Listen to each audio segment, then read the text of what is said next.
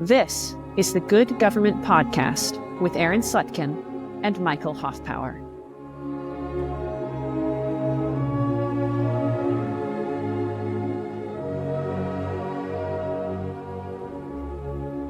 What came out in reading 18 and 19 was Publius's discussion of experimental instruction. Earlier, he has denigrated what he calls projectors in politics, visionaries, people who want to write constitutions from whole cloth, absent any idea that what has come before is helpful in teaching about what to do next, absent any kind of science or prudence, as we would understand. Experimental instruction implies paying attention to political experiments from the past of a similar character to those that the United States is embarking on. That's why 18, 19, and 20 very much take up confederacies of old. In this political science of confederacies, Publius identifies a goal, the creation of good government. That means government that is stable. That means government that is peaceful. That means government that can carry on commerce and war and raising armies in unified fashion. And that involves taking the sovereignty away from the states and investing it in the national head. The examples that he looks at, no matter if they have fine political institutions, for example, a strong emperor, a national congress, rules by which the national government is in theory capable of coercing the individual members, nonetheless, if it is still a confederation, then it is inoperable. Despite other salutary institutions that these confederacies of the past may have, if the members retain their sovereignty, it is, he says in paper 19, a nerveless body. Mm-hmm. Here I think of Leviathan, an artificial man that is incapable of acting. Yeah. And so defective, not actually a government, as Hobbes and I think Publius would say. These papers are not exciting. I must say to you, Aaron. You know, it's funny. I always find Fed 48 to be a bit of a grind as Publius is sorting through the various states' constitutions and his evaluation of the separation of powers there. I agree. And here you see him doing a very similar grind. And I mean that word grind, like the beginning of a video game where you have to go farm for hours in order to just get a sword. You know, grinding in a video game is so unnerving. And but it's what you have to do to play well. And in this case, Publius is offering us instruction regarding confederation. We have to understand the problem of the existing confederation in order to understand the necessity of a strong union. Again, I've said this before in our previous conversations. We need the Constitution to have the union. We need the union for safety. So we need the union to have the Constitution, and we need the Constitution to have the union, the circularity that Publius is establishing here. Vote to ratify the Constitution in order to have union, in order to have safety. And in case you think I'm making this up, let's look to that oracle experience. That's the oracle. Although these papers are a grind, there is some interesting stuff here. You start talking about the place of religion in politics, I always get quite interested. You see Publius moving through people being the guardians of religion and then saying the oracle of truth is experience. You have to say, okay, so experience then is taking on a religious connotation. Publius's political science, Publius's education is going to take this on. So I think as much as these papers are a grind, we can find something to wrap our heads around in terms of enduring concerns of political science. So let me just say it this way too. And Aaron, thanks for getting us started. If you look at Federalist Papers 18, 19, and 20, you can see that all of these papers are in one way or another on confederated government. They're the same subject continued over and over and over again, a subject which began, papers ago. You just flip back. This begins in 15. And Publius is just turning the dial in different directions as he continues to consider the defects of the present confederation. I would title 18, Ancient Examples of Anarchy Among the Members of Federal Bodies or Leagues or Unions. That's language lifted from the paper itself. So look at this. Here I go. I'm saying it again. Machiavellian. We have a series of ancient examples in Federalist 18 with the Amphictyonic League and then the Achaean League. And then in 19, we have modern examples with the Germans, the Polish, and the Swiss. And then even in 20, we're going to turn to the Netherlands. So that greatest oracle experience testifies to its status through Publius's examination across time and space. It doesn't matter if it's an ancient Achaean League or Germany or Poland in the 1500s. This is the case. And now we can use that comparative study to reflect upon our current situation and our current confederated government and see the opportunities that the proposed Constitution and Union hold out for us. So that's my way of reading this. This is a teaching on comparative government, and any teaching on comparative government is one we should take up in order to compare ourselves to those other governments and see where it is that we might improve or how it is that we're better. It is interesting that Publius does not get caught in a trap where, in comparing governments, he fails to isolate what actually is good government. We would think that when we are taking on these different systems and examining them in turn, that we might lose sight of the goal. For after all, if we are going to compare governments of the ancients, governments in Europe, with our own government of the United States, we might lose sight of the point at which the inquiry is aimed, that the science of government actually is aimed at good government. Mm-hmm. Mm-hmm. I wonder how we're going to proceed. Do we want to look at the individual confederacies? Do we want to try to generalize the problems that they have? Well, in a word, you've already done that. You've already generalized the problem, haven't you? Yeah, so let's do a little bit of both. And if I may, I want to make an argument about religion here. Mm-hmm. So let's do that. Let me get going on religion, if you don't mind. Go for it. Here in Fed 18, we see in paragraph 2, the Amphictyons were the guardians of religion and of the immense riches belonging to the temple of Delphos, where they had the right of jurisdiction in controversies between the inhabitants and those who came to consult the oracle. So we have the Amphictyonic Council. This is an ancient Greek league or federal body, whichever way you want me to refer to it.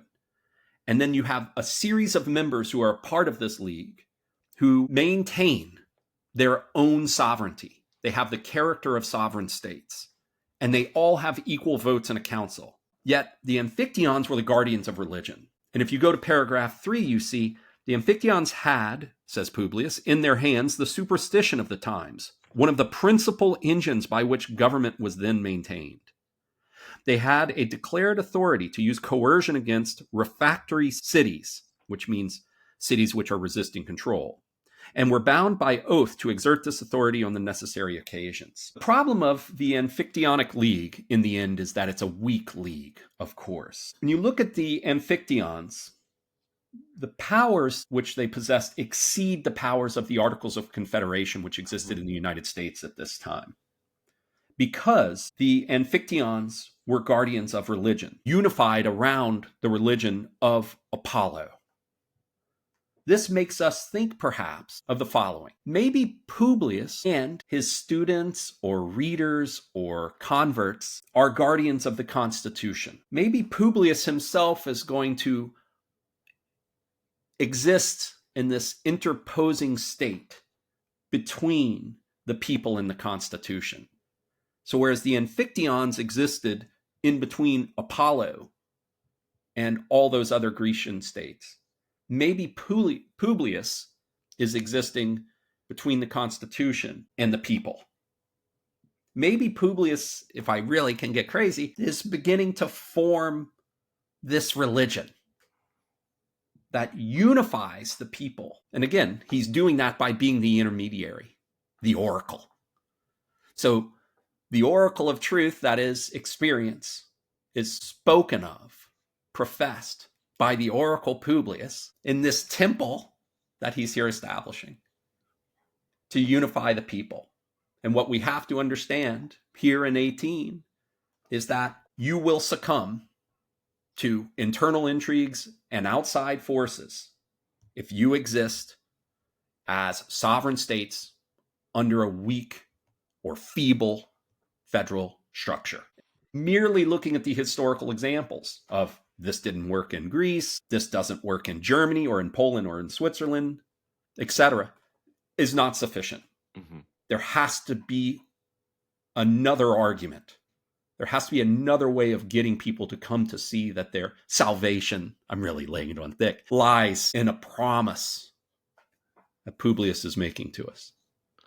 You can see also, I left one of the examples out, excuse me, as we even speak of religion again in Federalist Paper 18, paragraph 9. This is when Philip arrives on the scene. Publius says, as a weak government when not at war is ever agitated by internal dissensions, so these never fail to bring on fresh calamities from abroad. The Phocians, having plowed up some consecrated ground belonging to the temple of Apollo, the Amphionic Council, according to the superstition of the age, imposed a fine on the sacrilegious offenders. Okay, I'm not going to read the whole paragraph. Then it turns into people saying, well, wait a minute, who are you to fine us? Not obeying.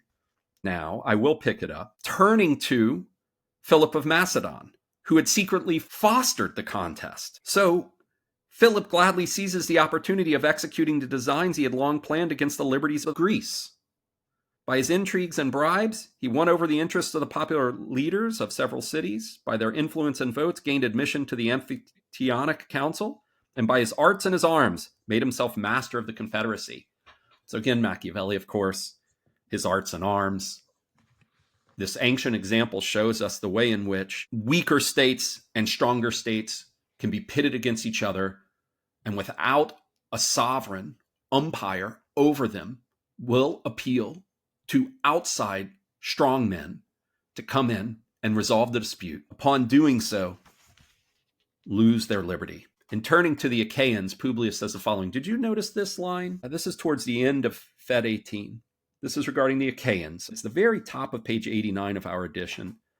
The Achaeans soon experienced, as often happens, that a victorious and powerful ally is but another name for a master. What a wonderful line, I think probably a truth. What hangs in the balance throughout Federalist Paper 18 is liberty. What is lost here through all of this tumult is liberty. If you continue towards the tail end of paragraph 18 in Federalist 18, Publius says, by these arts, this union, this last hope of Greece, this is the Achaean League, the last hope of ancient liberty, was torn into pieces. So I've moved now very quickly between the two case studies Publius is offering us in Federalist 18, but the basic point here, just to be as basic as possible about it, is whenever you have weaker and stronger parties who are nonetheless sovereign inside of a league, faction will occur, violence will follow, liberty will be lost. That is the simplest way I can do that basic math of this paper.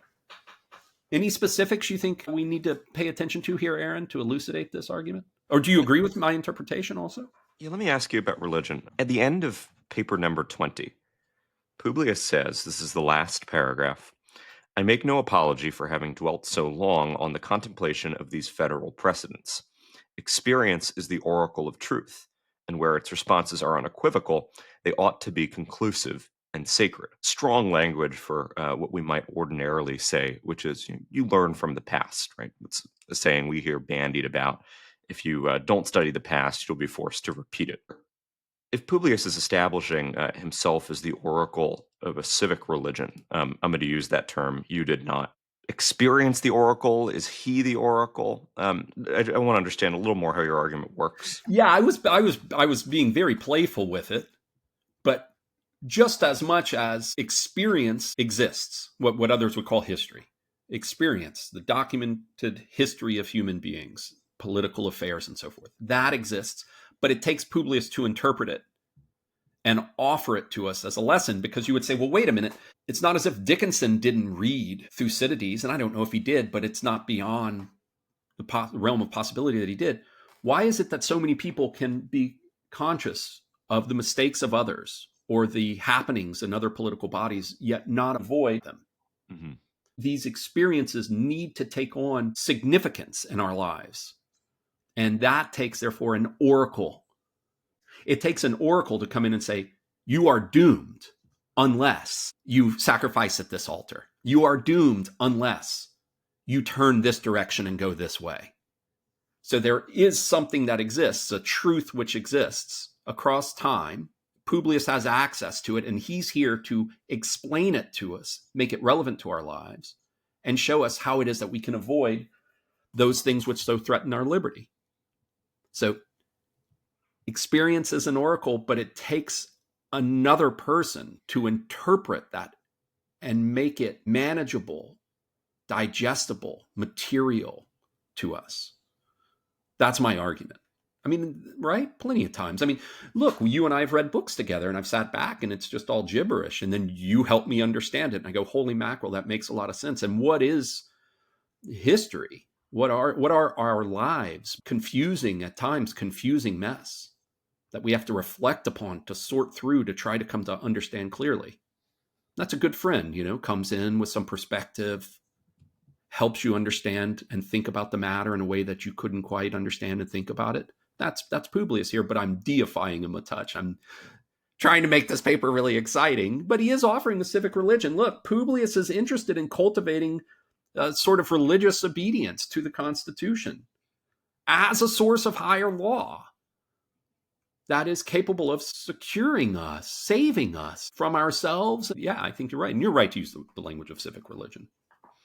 And it's interesting to think about how this operates on citizens, right? So you right now are playing the role, let's say, of the Aquinas to Publius's God. You are explaining how the religion works. You are giving language through your reason to all of these mystical truths that Publius is laying down.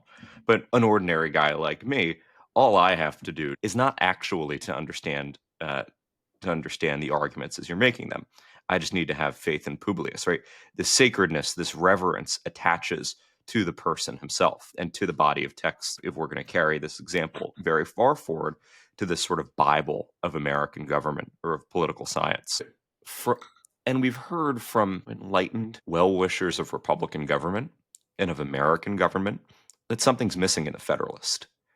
That there's an empty hole where something, people argue differently about what it is, that something is missing that would lend support to government or would make this, not just good government, but great government, create the more perfect union. And I wonder if this could function as something like it, a civic religion that lends stability, order, that attaches people to Publius's education about political science. Yeah, at the end of the day, the concerns that you're addressing here would lead us to evaluate whether or not the definition of good government that we've offered, every time we offer it, I think we're leaning on the articulation in Fed 37 in particular, whether or not that definition of good government is truly a sound definition. And then the next thing that they would ask is whether or not pious observance, obedience to the law, is exhaustive of the whole of justice. That's an interesting way of trying to think about this, right? Law-abidingness is a part of justice. Is it the whole of justice? And the answer is no. What about equal things to equal people and unequal things to unequal people? What about the fitting, So, and furthermore, justice's law-abidingness makes no comment on the content of the law. And so we would sit back and start wrestling with, well, wait a minute, justice's law-abidingness, I have to obey a bad law? What is this? The Lyceum Address? What's going on here?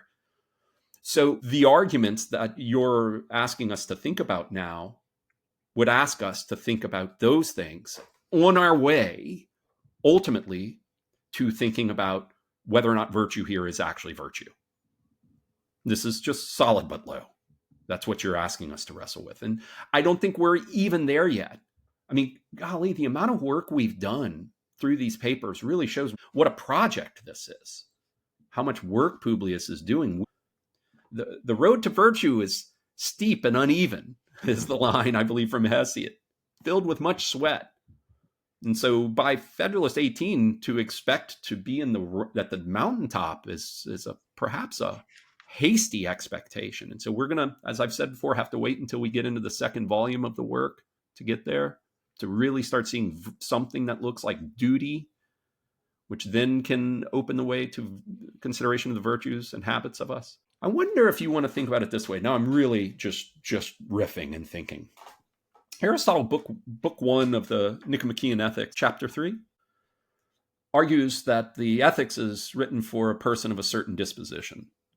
And it's a complex argument. I think it's a little more complicated than people normally admit.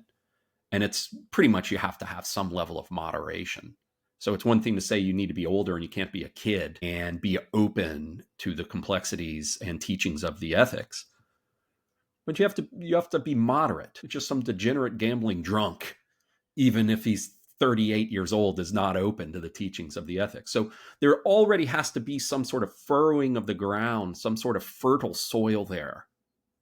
And if there's any conscious construction in the Federalist Papers along those lines, which is a big if, we would have to suggest all of this preparing of the ground, of opening us to these basic tenets of this devotion to the Constitution and civic religion is necessary before we can get to the peak conversations, which if we were to parallel the Nicomachean Ethics would involve virtues such as magnanimity, Book 4, justice, Book 5. I mean, it takes that long before you get up to those heights in the ethics. So that was really me just thinking out loud here, Aaron. I apologize for digressing so much, but that's an interesting way of thinking about it. Here's an easy way to think about it, to lighten up a little bit. It's this old movie. They've remade it like 175 times, called Karate Kid. And then Daniel's son, grows quite impatient as Mr. Miyagi has him just painting fences, sanding floors, and waxing cars. And Daniel's like, I'm over this. What is going on? I'm getting bullied at school. And then Mr. Miyagi shows them that these basic, laborious things are actually constitutive of what follows. They're the foundation of how to block, of defense. Paint fence, sand floor, if you could picture those scenes of defense. And that's where we're starting with security, with knowing how to defend. It's really interesting. Yeah, so maybe I should have gone with Karate Kid before the ethics. But there's something else here. Let's talk about the Achaean League for a moment here. Mm-hmm. The problem of the Amphictyonic League is that it's weak. I hope that's clear. It's a weak league. The states retained too much power and sovereignty, and therefore it fell apart and was open to all of these problems of pride. Pride is said throughout these papers, by the way, Aaron. And then when we get to the Achaean League, it's stronger. And you're like, okay, well, it's a stronger league. The head is stronger. Shouldn't it therefore just simply be better? It's better knit, or closer is language Publius will use there. And this is starting in paragraph 11 of Federalist 18 and following. I think there's something interesting here. You've asked whether or not there's an education for the states in certain Federalist Papers, and I still continue to wrestle with that question. Here, if we're learning a lesson from Publius regarding how we must constitute ourselves in light of that great oracle experience, the examination of the Achaean League shows us that perhaps, I think, the state governments in the United States will have to be restructured in order to be a part of this union, as here understood through the new constitution. Sparta had to give up its old laws, for instance, to become a part of the Achaean League. The American states will have to do that as well, because the powers are going to be redistributed. All of this remarkable sovereignty that they've enjoyed under the Articles of Confederation is going to have to shift. Some of those powers are going to have to be let go and given to the federal government. So there is, of course, obviously, an argument about what federalism is going to look like throughout here. You're not going to have all of the power you enjoyed previously. That's the error of the Amphictyonic League and even the Achaean League, no matter how much better it is. There is not an appropriate redistribution and unanimity regarding all of the laws throughout the league. You all have to be subject to, here's an easy one that we still had to learn the lesson of, money. America still had to sort this out. You have to say, we have a universal ways and means here that's set up by the federal government. That sort of work has to be done. And even as you go into, for instance, Federalist 19, you see, oh, well, maybe just an emperor is all you need to solve this problem. But no, even a formidable emperor is not sufficient without a sort of shift and an understanding of the extent of one's own province inside of one state. The lesser lord here being something like a state. There have to be clear delineations of powers. Again, all of this is for the sake, in my opinion, of cultivating a civic religion obedient to or worshipful of the Constitution. And so important, therefore, is understanding your inferiority to that which you worship. You can't be on equal footing with it in this work, let alone superior to it. You have to be inferior to it. That's another aspect. You have to be subject to its laws, which are universal, and all of your brother states and sister states have to be subject as well. And so what is the problem by which the Achaean League falls apart? Publius says, look, there's much to recommend here. He says there was infinitely more of moderation and justice in the administration of its government, and less of violence and sedition in the people, than were to be found in any of the cities exercising singly all the prerogatives of sovereignty. Because these cities gave up some of their sovereignty to the national head, they were governed better internally. So if Maryland submits to the Constitution, it will have a more peaceable government than if it had simply retained all the sovereignty, right? All this sovereignty spread out in pockets throughout the land when your coastal neighbors, when you're butting up against each other, is dangerous. Why? It seems principally, at least in Federalist number 18, in the example of the Achaean League, because individual sovereigns are prone to what he calls dissension. They disagree. They fail to follow up on their obligations. They're jealous. They have internal problems, and they get picked off by powers that are looming overhead, waiting for one party to be willing to break from the Confederacy and to join in another cause. Yeah. Here we see that line that you read, as often happens, a victorious and powerful ally is but another name for a master. So an individual state, a sovereign, trying to ply its interest by looking to help from abroad, thinks it's ensuring its liberation, perhaps from the Confederacy, perhaps from the designs of a neighbor. They may have good interest in doing so, but then they're going to be subjected to the power that helped them gain their independence, right? When I read this line, I think a victorious and powerful ally. We might think in the recent revolutionary experience of France. And certainly the history that follows, the Federalists are going to be very concerned about France coming in and revolutionary ideas corrupting this American experiment.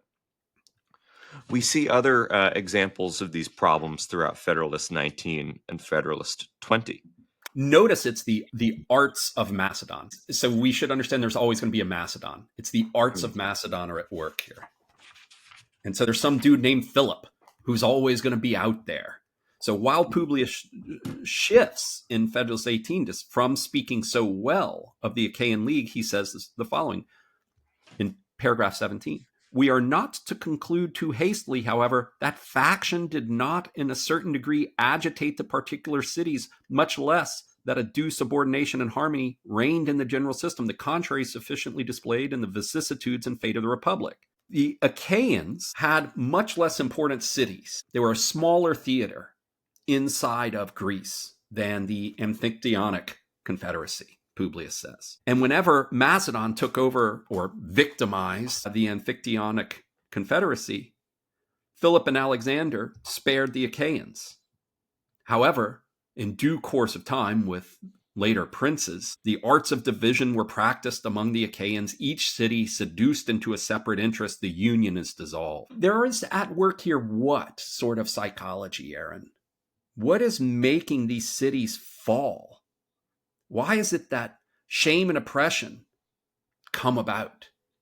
What's at work here in these later princes and in these cities that are being seduced or taken over by these other princes? Lust for domination, ambition. The psychology that we saw in the earlier papers seems to persist throughout all of these papers. Nobody's just going to lay back in the cut and chill out. Seems as if there's always motion. And again, we're trying to find stability in this world of motion. And even though this Achaean League is more tight-knit than the Amphictyonic Confederacy, in due course with shifting generations, with the next prince who comes, it's one thing to say Philip and Alexander are cool and not going to mess with us. What about the next prince? You have said in some of our previous recordings, you must build dikes and dams. So you don't sit back and enjoy peace and think it's going to persist. Like Philopoemen, you prepare for war and you always think about it. And so that's another problem with this Achaean League. It didn't have a good enough bulwark against the vicissitudes of fortune and the next prince who might not leave you alone. So there's always a Macedon out there. We might say, especially if we have a modern confidence, what's the use in looking at these leagues? And the answer is that the science, political science, borrows from experience. And you can identify universal problems. And I say universal as problems that will always exist, that are coexistent with time, that every statesman will have to engage with. And you see these persisting into Fed 19 with the modern examples? Oh, sure. I spoke earlier, Publius talks about the nerveless body. This is on page 91 in our edition. And we see when he's talking about the empire of Charlemagne, it has fine institutions. It has an executive magistrate with a veto on the diet. It has judiciary councils. He's going to say in a later paper that the want of a judiciary power is a real defect in the current Constitution of the United States. But despite all this, he says in paragraph 6, the fundamental principle on which it rests, that the empire is a community of sovereigns, that the diet is a representation of sovereigns, and that the laws are addressed to sovereigns, render the empire a nerveless body, incapable of regulating its own members, insecure against external dangers, and agitated with unceasing fermentation in its own bowels. There's the carrying the artificial man example, an unpleasant region. Fully. Yeah. There's a technical problem here. Publius goes through all of these technical solutions. If you look at the Constitution here, that is to say, the way in which this is built and the distribution of powers and what has what powers, it looks excellent. And then Publius says that's not sufficient. And one might say, well, wait a minute, is this a problem in the political science that thinks that you can take care of tumult and faction by way of a technical solution? That the problems of politics are reducible to mere technical problems to be solved through political science itself? And is Publius here critiquing that view? No, he's not. Actually, he says their political science didn't go far enough. It still is a technical problem. You can get all of these other aspects of your Constitution right. If you allow the states to maintain their sovereignty, your Constitution is going to fail. It doesn't matter if you have a dope judiciary. That's not going to solve this. In the conversation about union, you have to understand that the states cannot retain absolute sovereignty.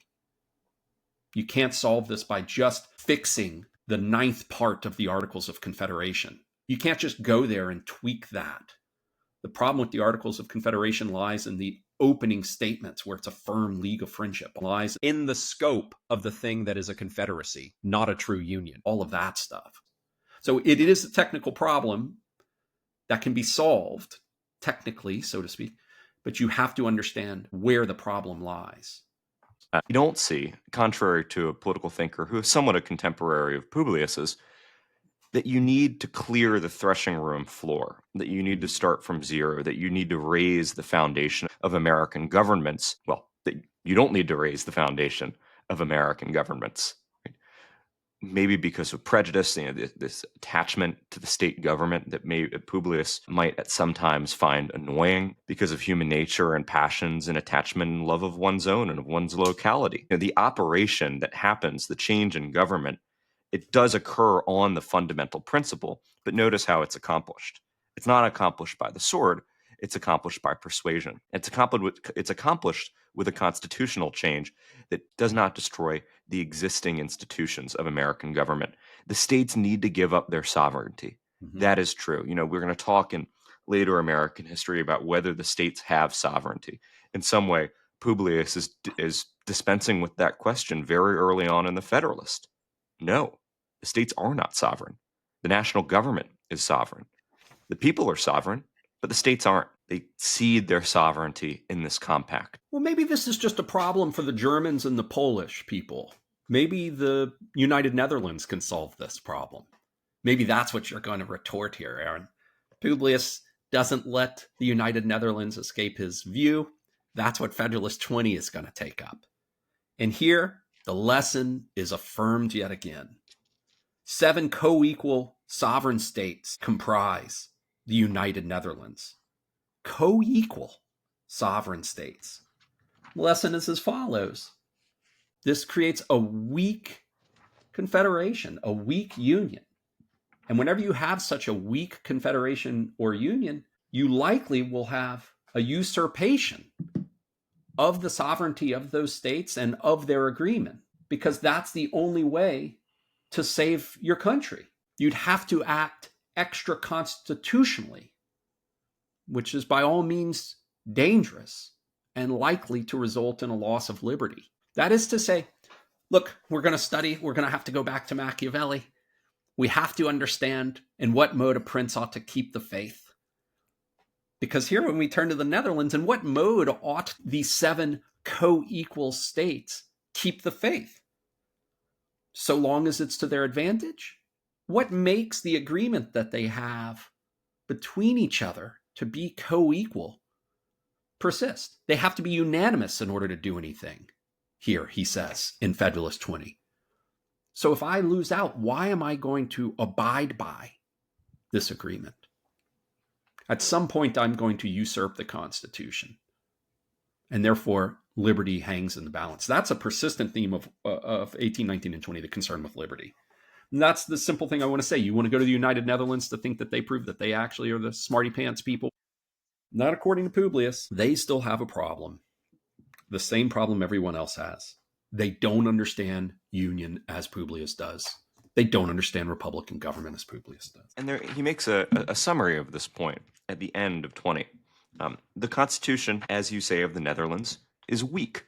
And the anti-federalists, opponents of this Constitution, will say a weak government is a free government. But here in paragraph 18, he will say, if you want this object, then you need to think about the means to it differently than you do now. That, in fact, you misunderstand the relationship between the strength of a Constitution and its liberty. And I want to see how necessity plays a role here. A weak Constitution must necessarily terminate in dissolution for want of proper powers or the usurpation of powers requisite for the public safety. Whether the usurpation, when once begun, will stop at the salutary point or go forward to the dangerous extreme must depend on the contingencies of the moment. Tyranny has perhaps oftener grown out of the assumptions of power called for on pressing exigencies by a defective constitution than out of the full exercise of the largest constitutional authorities. When an executive, for example, has a power in the Constitution and he uses it strongly in a moment of necessity, we might think of Lincoln in the exercise of habeas corpus. Does he have that power or does he not? Investing the president with that power might tempt him to use it, and that could lead to tyranny. But at the same time, denying him such a power would mean that in a case of necessity, when failing to act a certain way would cause the government to fall to pieces, would lead to tyranny because he has to step outside of the powers to act according to necessity. Mm-hmm. That is the wellspring of tyranny. Mm-hmm. So you actually need a strong constitution to invest the actors within government to be able to meet necessity, to be able to, and not just, we don't have to think of the exigent circumstance, although that's what Publius calls to mind. We might think of just the ordinary collection of taxes, right? Collecting taxes is a necessity of government. The national government, he argues, needs to be able to collect taxes from individuals, not the system of quotas, as we'll see. Now, it is not tyrannical to give to the national government the power of taxation. Look what is tyrannical. In paragraph 16, he's talking again of the Netherlands. It has more than once happened that the deficiencies have been ultimately to be collected. He's talking about taxes at the point of the bayonet, a thing practicable, though dreadful, in a confederacy where one of the members exceeds in force all of them, and where several of them are too small to mediate resistance. Well, what's one way to avoid such a tyranny? Make the taxation power constitutional, regular, to make the government stronger so that you actually avoid a tyranny. Yeah, make it a part of the law. Make it a part of the rule of law, a law that's promulgated, made for the sake of the common good, etc., as opposed to something that's seemingly arbitrary. That's right. Because there's a virtue in acting according to necessity without the prescription, or sometimes against the prescription, of law. Yeah, what's funny, what's great about you pointing that out now is you're showing that Publius is preparing us for the arguments of Federalist 23. With everything you were just saying, I was like, oh, here comes Fed 23. Oh my gosh, here it comes. So we're getting ready. Buckle up for 23 and the discretionary power that's going to exist there. In conclusion, let's wrap this up. This is the important truth Publius announces at the end of Federalist Paper 20. A sovereignty over sovereigns, a government over governments, a legislation for communities as contradistinguished from individuals, as it is a solecism in theory, so in practice, it is subversive of the order and ends of civil polity, by substituting violence in place of law, or the destructive coercion of the sword in place of the mild and salutary coercion of the magistracy. We must understand that we need a sovereign federal government. We cannot have an empire within an empire. We need an absolute sovereign over the states. Now, the extent of those powers are going to be delineated and articulated. And I've said it before and I'll say it again. The anti-federalist, in particular Brutus, is going to worry considerably about the necessary and proper clause and the take care clause and the scope of power here, as well as the distance that the federal government is going to have from the state governments and the daily lives of the American people, and whether or not that's going to necessitate greater use of force in order to enforce those laws. The anti-feds are going to worry about this. Yes, they are. And at the same time, look at what Publius is here worrying about. Look at this grand view of Publius across time and space to show sort of truth, universal conditions, problems that human beings have wrestled with and suffered. And he's offering a solution. The concerns the anti-federalist Brutus is going to offer in Brutus 1 regarding the extent of power that the federal government has as sovereign over the states must be weighed against the concerns Publius offers throughout all of these papers. In particular, what happens whenever you have an empire within an empire, when you don't have a sovereign that exists over the states and the states are themselves sovereign. What do you think? I'll say it after every paper. I'm convinced. I'm ready to sign on. I think we can imagine why an American would resist this argument. Attachment to your state governments, love of your native country, and I'm using that term not as we would say it, but as Jefferson says it in Notes on the State of Virginia, meaning not the United States of America, not the continent of North America, but of Virginia. We might also, after the fear of the revolution, resist something like a centralized government with a powerful head. We have not talked yet in the Federalist about this strong executive. Mm-hmm. It's not even alluded to in Federalist 1 among the list of things that he's going to expose. Yet at the same time, he's incredibly effective in showing us, as I said, that if you do want to maintain your liberty, if you want to maintain your independence to the degree that you, a Virginian, you, a Massachusettsian, can most have it, it actually relies not in trying to save as much power for your state government, but in ceding some to this federal government, that diminishing some of your sovereignty, that in subscribing your future to the Union is necessary for the political goods that you want. We haven't talked about some of the other things the anti-feds are worried about, such as virtue, such as local, actually conserving those local attachments, although perhaps we might say in 16 and 17 with the importance of state and municipal administration that we have. But if safety is the primary political good from which all of the others, prosperity, liberty, flow, then I think we have to find ourselves in Publius's column. Yeah, love in wartime is the stuff of novels, and it might exist, but I tell you what, I sure would rather fall in love throughout a beautiful summer in a peaceful place. Yeah. And what's great about what you've just said too, Aaron, is why don't we consider the following?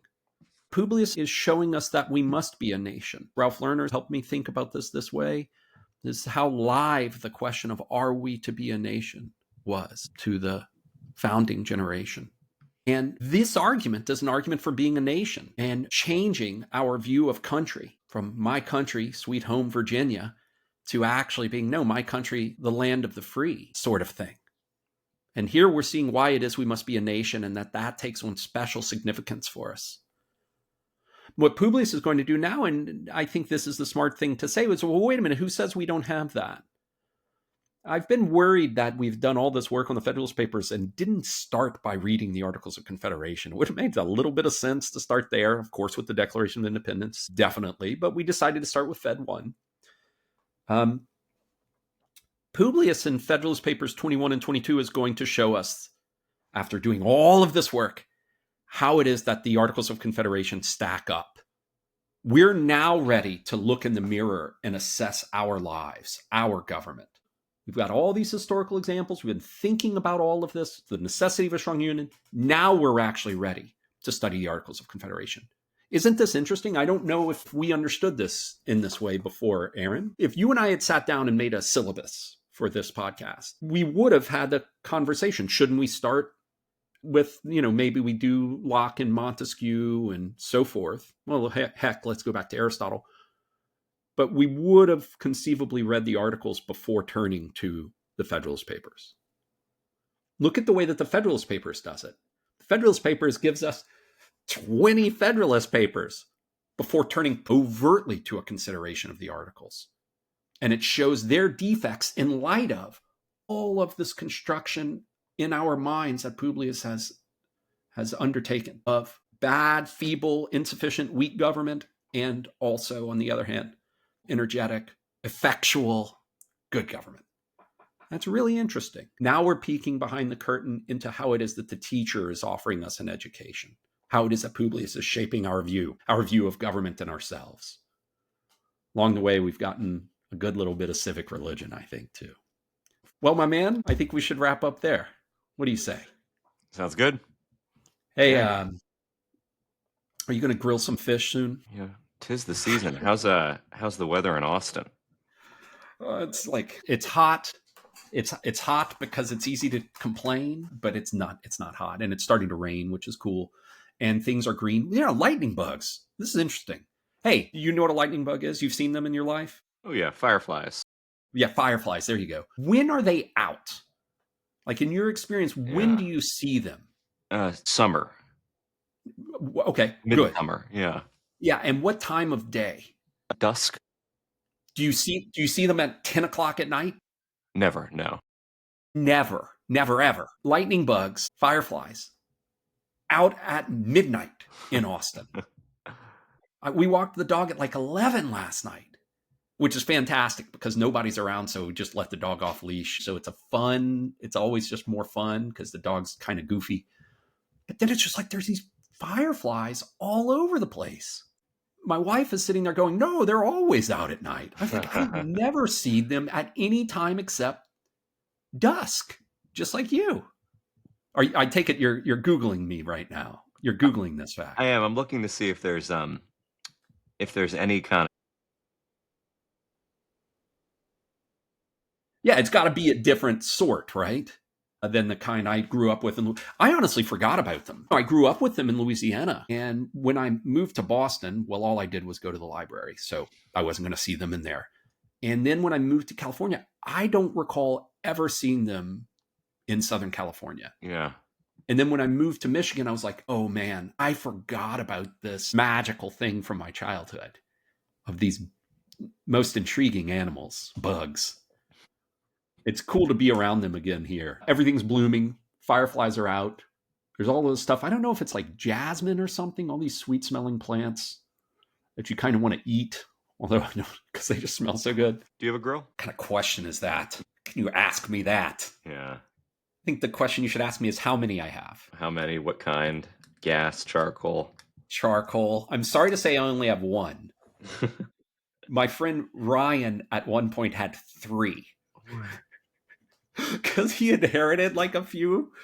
But he also, every once in a while, we always charcoal. But he had a propane that he inherited. And he's like, look, this is nice. Every once in a while, you just go throw it on. Yeah, it's quick. And it's all a quick way you can also just make a mess of it, but kickstart charcoals. You use the chimney and stuff newspaper in. It's not that big of an inconvenience, but that's nice. Yeah, no, we've been sous videing the heck out of stuff lately. Oh.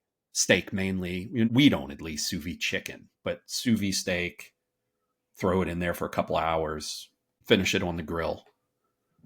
And so that's really nice. Yeah. Are you grilling any fish? No. It was just a stupid question I had for you. It was just a stupid question. So I don't know if Charlemagne, I don't know. We didn't really get into him as much. Oh, shoot. Yes. Yeah, we didn't drop any big names, these league. Philip, we talked about Philip Homan, not to be confused with Philip Homan. I alluded to Philip Homan. Philip Homan figures largely in Prince 14. It's the closest I would suggest we get to something like philosophical friendship in the Prince, is in Prince 14 with Philip Homan and his buddies, who even during time of peace are always thinking of war. If the enemy were up there on that hill and we were down here, what would we do? Those sort of examples. And that 14 ends, of course, with Machiavelli talking about writers, and how it is that everyone learns from everyone else. Philip Homan, we see, and his friends are learning from each other through their cogitations, through their thinking.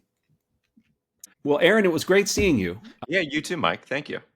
I look forward to talking with you again. I hope you have a nice afternoon. See you soon. Yeah, take care.